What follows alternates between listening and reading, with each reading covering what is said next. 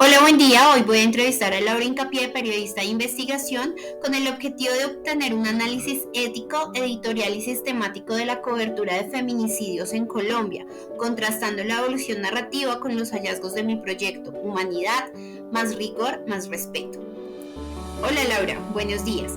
Es un honor hablar contigo para mi proyecto de grado Rompe el Silencio enfocado en la ética de los medios de casos de feminicidio. Tu trabajo es un referente. Quiero felicitarte especialmente por tu labor investigativa en general y por tu reciente libro Valentina, Muerte y Vida sobre Valentina Tres Palacios, que contribuye enormemente a esta discusión. Nuestra investigación ha analizado la evolución de la narrativa mediática en Colombia de casos como Rosa Elvira Celis, Valentina Tres Palacios, Juliana Zamboni, Luzmeri Tristán y Ana Sofía Elzate, y busco tu perspectiva experta sobre esta transición. En la primera pregunta va enfocada como narrativa y ética central. Esta investigación ha encontrado una evolución desde la narrativa del monstruo individual a la crítica institucional, entendiendo la indignación natural que estos actos generan. ¿Cuáles crees tú que han sido los factores claves que han obligado a los medios colombianos a migrar hacia un enfoque que, sin minimizar el horror, incorpora más frecuentemente la categoría de feminicidio y la crítica sistemática?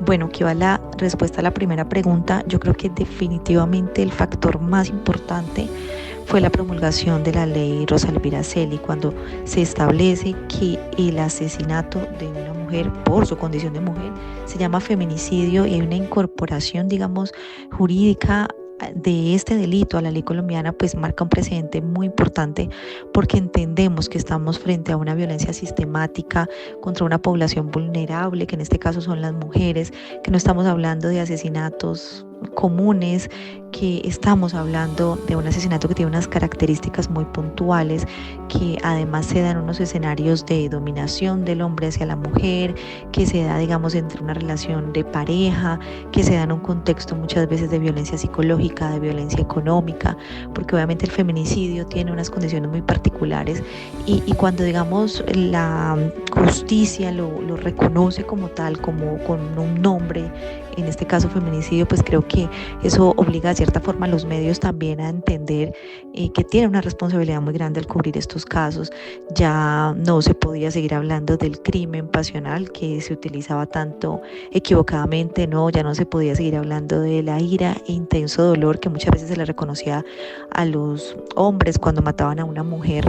Ahora se está hablando de feminicidio, de feminicidas y de unos crímenes con unas condiciones muy particulares. Entonces creo que de cierta forma eso sí obligó un poco a los medios a tener que ser más responsables y a tener que ser, digamos, también mucho más éticos a la hora de cubrir estos casos. Obviamente, en medio, digamos, de la promulgación de esta ley, pues hay todo un movimiento feminista, hay todo un movimiento de organizaciones de mujeres que obviamente reclaman los derechos y que ven como un gran logro, pues, la ley, que también ejercen presión, que también están criticando, que también están cuestionando los medios cómo cubren estos casos. Creo que eso también es importante porque se les exige cada vez más y definitivamente pues también tenemos un público y una sociedad mucho más crítica, ¿no? Antes la comunicación era mucho como el medio emitiendo mensajes y ya, hoy la comunicación pues es circular, hoy todos tenemos la posibilidad de responder ante un titular a través de las redes sociales, hay como un público muy activo criticando. Y eso pues permite que cuando vemos un titular que no nos gusta pues comentamos, incluso hay medios que se han vuelto noticia por la forma como cubren ciertos feminicidios. Entonces creo que eso poco a poco, porque es un proceso, pero poco a poco creo que ha hecho que los medios se sientan mucho más presionados y que entiendan que estamos frente a un fenómeno muy grave que hay que cubrir de la forma más responsable posible, que cada vez tiene más defensores en la sociedad y que cada vez tiene más herramientas para luchar por su erradicación. Entonces creo que estos definitivamente son los factores que han obligado mucho a esa transición que de alguna forma han tenido que hacer los medios a la hora de cubrir estos casos. Gracias, Laura. En el segundo punto vamos sobre los fallos y soluciones editoriales. ¿En qué aspectos éticos y editoriales concretos crees que están fallando los medios al difundir las noticias de feminicidio?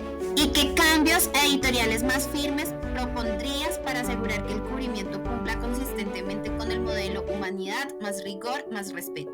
Bueno, a pesar de que, como lo decía en la anterior respuesta, ha habido unos cambios importantes, hay una presión, hay, digamos, un entendimiento de la gravedad del fenómeno y de la responsabilidad que se tiene a la hora de cubrirlo, pues creo que definitivamente sí se siguen cometiendo muchos errores porque, como lo decía, es un proceso, no es solamente un tema también de los medios, ¿no? Creo que es la sociedad en sí en la que tiene todavía marcados unos patrones muy fuertes, una sociedad precisamente patriarcal, donde la mujer siempre ha sido señalada.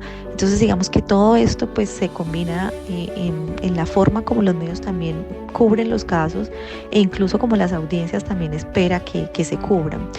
Creo que definitivamente sí necesitamos cambios editoriales muy fuertes. Para mí, por ejemplo, es importantísima la formación de los periodistas que cubren estos casos. Creo que los feminicidios no los debería cubrir el que está de turno solamente o la persona de digitales que es la que tiene que hacer 10 noticias diarias. No, creo que deberíamos avanzar a la profesionalización de quienes de verdad tienen el deber y la responsabilidad de cubrir estos casos en los medios. Esto se hace pues a través de obviamente capacitaciones, incluso debería haber comunidades especializadas y porque cuando se han hecho creo que han funcionado, cuando hay una unidad, no sé, de periodismo de género en un periódico, en un canal, eso hace digamos que se cubran estos casos de una forma mucho más responsable, que las nuevas generaciones de periodistas por ejemplo tengan estos guías de periodistas que cubren estos casos con responsabilidad, que se han formado, que han estudiado y que han entendido la gran responsabilidad que tienen efectivamente desde la humanidad, desde el rigor, desde el respeto y siempre digamos entendiendo que la víctima es lo más importante, que nada está por encima de la víctima y siempre poniéndose en el lugar de la víctima. Creo que cuando nos ubicamos en ese lugar y pensamos desde ese lugar el titular, la foto que vamos a poner, cada detalle cuando lo vemos desde cómo lo haría o cómo se sentiría la madre, el padre, la hermana, la mejor amiga de esta familia, creo que se hace un periodismo mucho más responsable, pero definitivamente creo que sí, los cambios son entender que los periodistas tienen que formarse para cubrir estos casos, unidades especializadas, capacitaciones y periodistas mucho más, digamos, entendiendo la responsabilidad que tienen. Creo que se cubre de una forma muy banal como el que le toca y bueno, se cometen errores muy graves lastimosamente. Tienes toda la razón, Laura. Vamos con el tercero sobre el lenguaje y mitos. ¿Cómo puede garantizarse que el lenguaje utilizado en las noticias evite reproducir los mitos y estereotipos falsos que excusan al agresor o culpan a la víctima? ¿Y cómo crees que se equilibra el rigor de investigativo con el manejo ético del material sensible para evitar la revictimización?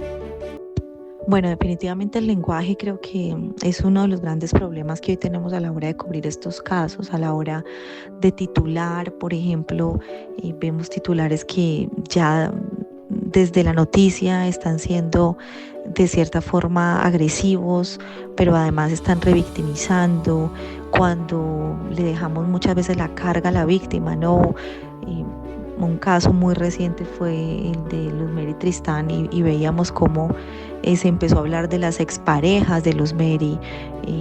Yo vi titulares, por ejemplo, como ¿por qué Luz Mary la atraen las parejas violentas? Titulares de ese tipo que uno de verdad siente vergüenza porque pues nunca la víctima debe ser señalada por ninguna u otra razón, porque eso sería de cierta forma justificar su crimen. Todas las víctimas tienen errores, todas las víctimas tienen defectos, pero cuando empezamos quizá como a cubrir la noticia desde esos errores o desde esas situaciones que pudo haber cometido la víctima, que la llevaran, digamos, a ese triste final, pues se comete un grave error porque pues, primero se exculpa al feminicida, pero además se crea una narrativa en la sociedad de justificación de los feminicidios y ese es el gran error.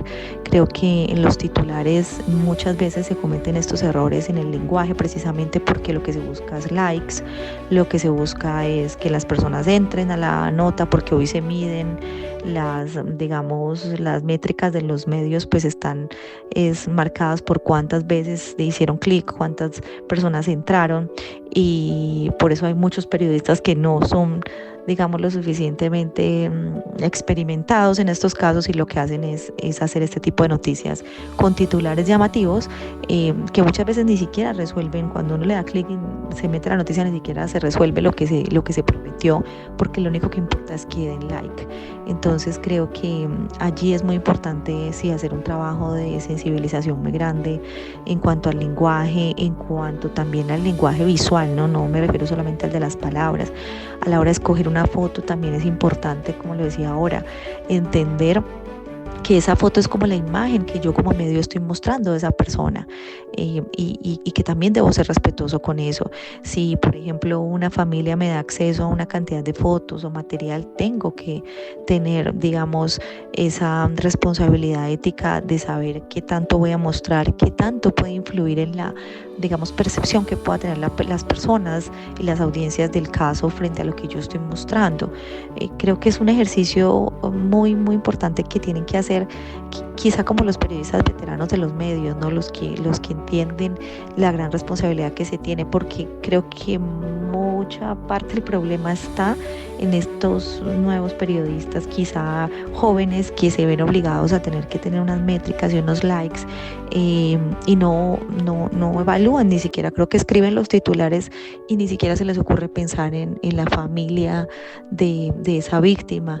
Entonces creo que allí, sobre todo, porque me pasa mucho que veo estos titulares es en Instagram, en Facebook, en redes, ¿no? Y hoy pues digamos que la comunicación y las noticias también pues tienen una gran difusión en redes sociales, y estas redes sociales la mayoría están manejadas por periodistas muy jóvenes que digamos están allí porque saben de redes, porque saben de los algoritmos, pero que tanto saben cubrir un feminicidio, que tanto saben de empatía con las víctimas, que tanto saben de la responsabilidad que se tiene cuando se cubren casos tan graves como estos. Entonces creo que definitivamente sí es un proceso como de capacitación y sensibilización con las nuevas generaciones, sobre todo. Laura, acabamos de hablar de la urgencia de corregir los fallos éticos y del lenguaje en la cobertura, pero el desafío no es solo cómo contamos la muerte, sino cómo entendemos la vida que se perdió.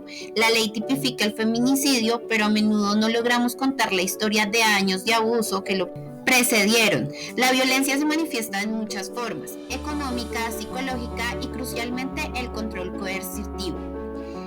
¿Cómo crees que los medios pueden visibilizar la complejidad del control coercitivo y la violencia económica, que son cruciales para entender el ciclo del abuso?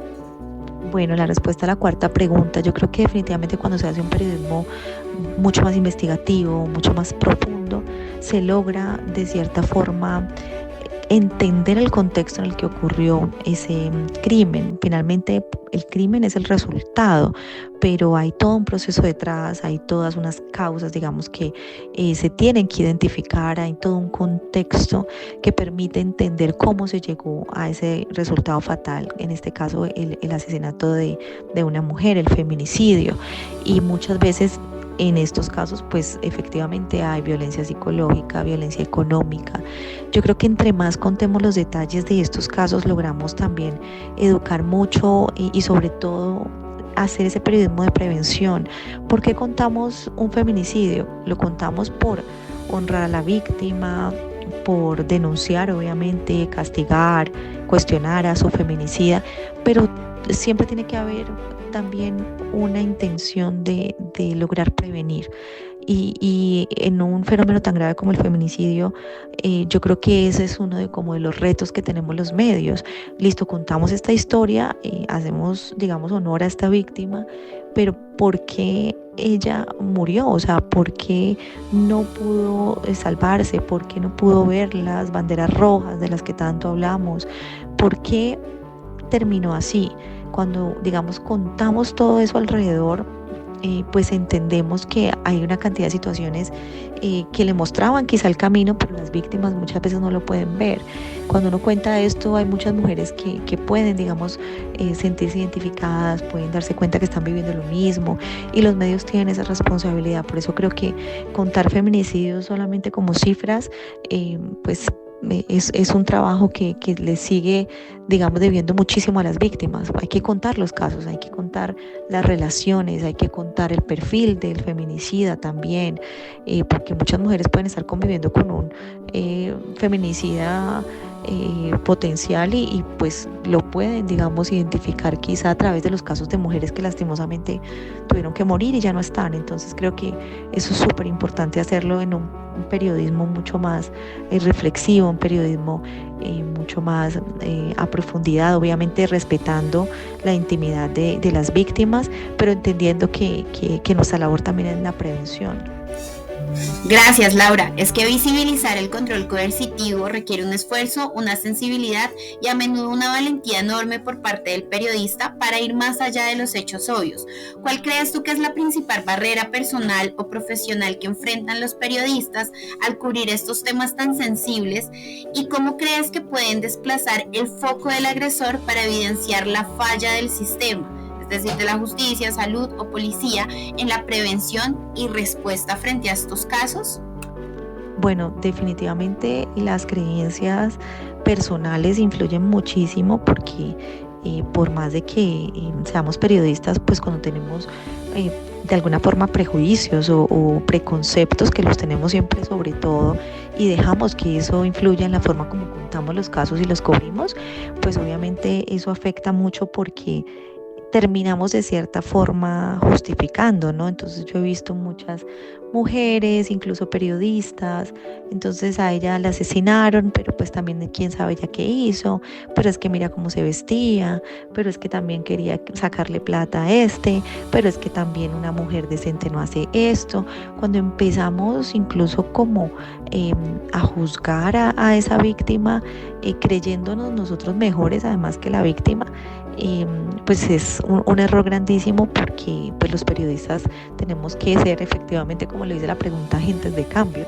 Y cuando nosotros nos dejamos meter en esa narrativa en la que pues obviamente sí está la sociedad, ¿no? La sociedad cuando lee un caso de estos, cuando lo ve en noticias, pues tiene su análisis y siempre va a ser eso, pero cuando uno como periodista le muestra otro camino, cuando uno ayuda a educar un poco a esas audiencias, no porque nosotros seamos mejores, pero sí porque tenemos la responsabilidad de entender los fenómenos y de capacitarnos para poderlos contar de la mejor forma, pues yo creo que sí tenemos la responsabilidad de no contribuir a eso, al terminar juzgando a la víctima por una u otra razón.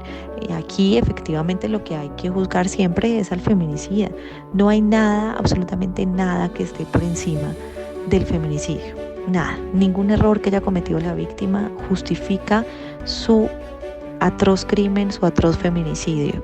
Entonces, cuando empezamos como a mirar un poco el pasado de la víctima, de cierta forma estamos cayendo en esa narrativa y en ese juego que quieren los feminicidas, que también lo que más hacen es revictimizar a las mujeres, incluso después de asesinarlas. Terminan justificando y diciendo y contando una cantidad de detalles e intimidad porque creen que alguna de esas informaciones puede justificar lo que hicieron, y eso jamás es así. Al contrario, tenemos que cuestionar a las autoridades, tenemos que preguntarnos no qué hizo esa mujer para que la mataran, es qué no hizo la justicia para evitar su crimen. Y cuestionar a la justicia precisamente porque muchas mujeres que son asesinadas son mujeres que buscaron ayuda en las autoridades, que no la recibieron, que tenían una medida de protección que nadie vigilaba, que no servía absolutamente para nada. Entonces yo creo que sí es como quitar el foco de pero qué hizo la víctima y más bien qué estamos haciendo como sociedad y qué hicieron las autoridades para evitar su feminicidio. Tiene que voltearse un poco el foco porque estamos muy equivocados cuando empezamos a mirar en la víctima, y pues eso es absurdo realmente, y además es cruel con una víctima que además ya no está y ya no se puede defender. Gracias, Laura. Lo que hemos discutido hasta ahora establece un panorama muy claro, identificando la falla sistemática detrás del feminicidio con la ley Rosa Elvira Celi y exponiendo la raíz del abuso en el control coercitivo. El hilo conductor de esta primera parte es innegable. La víctima jamás, bajo ninguna circunstancia, puede ser juzgada por su vestimenta o historial. La única responsable es la persona agresora, y el periodismo tiene el deber ético de cambiar el foco para preguntar qué dejó de hacer la justicia frente a las alertas de las mujeres. Nuestro trabajo como sociedad comienza con la identificación temprana de los causantes de violencia de género. Debemos tener claras las banderas rojas, como el aislamiento, la restricción de dinero y la humillación constante, para poder alejarnos del agresor o ayudar efectivamente a alguien que esté pasando por esta situación. Queremos que estas señales normalmente mencionadas pero poco interiorizadas sean mucho más que visibles y reales para todos. Si usted o alguien que conoce está experimentando este tipo de violencia, no espere el golpe físico. La prevención comienza con la información, la intervención oportuna y la búsqueda de ayuda en las rutas legales. La meta es que cada oyente se convierta en un agente de cambio. En la segunda mitad de esta entrevista pasaremos de la crítica a la propuesta, enfocándonos en la narrativa que sensibiliza, los recursos concretos y el impacto social. Los invitamos a que continúen escuchando el siguiente capítulo para tener una visión más clara. Que estén muy bien, buen día, Dios los bendiga.